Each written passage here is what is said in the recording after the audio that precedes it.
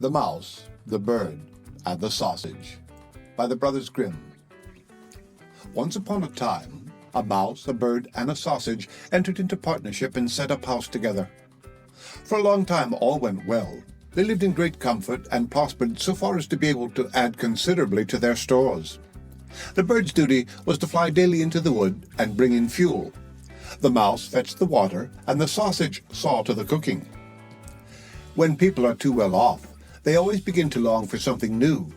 And so it came to pass that the bird, while out one day, met a fellow bird to whom he boastfully expatiated on the excellence of his household arrangements. But the other bird sneered at him for being a poor simpleton who did all the hard work, while the other two stayed at home and had a good time of it. For when the mouse had made the fire and fetched in the water, she could retire into her little room and rest until it was time to set the table. The sausage had only to watch the pot to see that the food was properly cooked, and when it was near dinner time, he just threw himself into the broth or rolled in and out among the vegetables 3 or 4 times, and there they were, buttered and salted and ready to be served. Then, when the bird came home and had laid aside his burden, they sat down to table, and when they had finished their meal, they could sleep their fill till the following morning. And that was really a very delightful life. Influenced by those remarks, the bird next morning refused to bring in the wood, telling the others that he had been their servant long enough and had been a fool into the bargain, and that it was now time to make a change and to try some other way of arranging the work. Beg and pray, as the mouse and sausage might, it was of no use. The bird remained master of the situation, and the venture had to be made.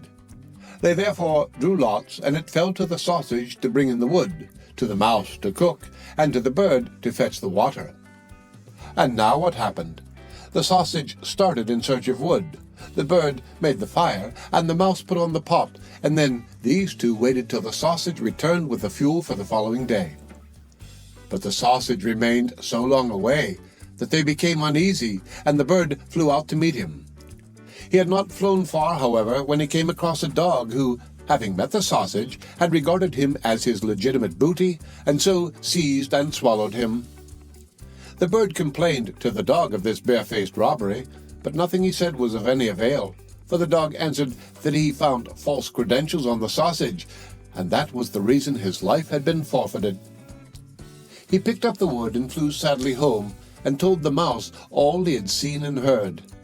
They were both very unhappy, but agreed to make the best of things and to remain with one another. So now the bird set the table, and the mouse looked after the food, and wishing to prepare it in the same way as the sausage, by rolling in and out among the vegetables to salt and butter them, she jumped into the pot. But she stopped short long before she reached the bottom, having already parted not only with her skin and hair, but also with life. Presently the bird came in and wanted to serve up the dinner, but he could nowhere see the cook. In his alarm and flurry, he threw the wood here and there about the floor, called and searched, but no cook was to be found.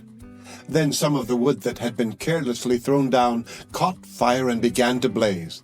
The bird hastened to fetch some water, but his pail fell into the well, and he after it, and as he was unable to recover himself, he was drowned. The end of The Mouse, the Bird, and the Sausage by the Brothers Grimm.